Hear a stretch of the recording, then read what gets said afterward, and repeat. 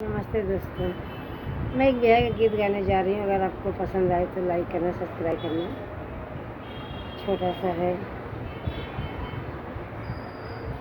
Mummy के गोदिया में दुई रे बालकवा, एक बहिनिया एक भाई हो। मम्मी के गोदिया में दुई रे बालकवा, एक बहिनिया एक भाई हो। पापा काना बेटी पाँच को सबिया, मम्मी कानी 10 को सहो।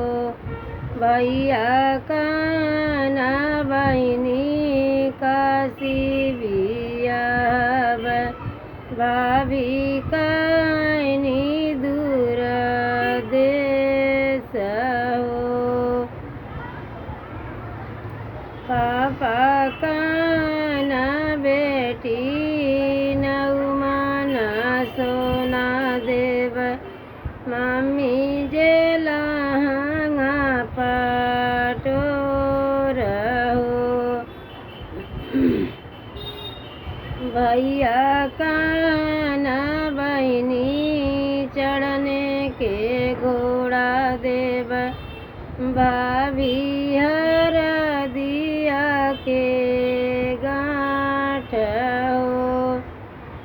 पापा का सोना जे 9 दिन पहिरब, फटी जइया लहंगा पटोर हो। भैया का घोड़ा जे नगर दौड़ाइब, भौजी के आवाज़ होय हो। भैया का घोड़ा हो नगर दौड़ाइब, भौजी के आवाज़ होय। मम्मी के गोदिया में दुई रे बालकवा, एक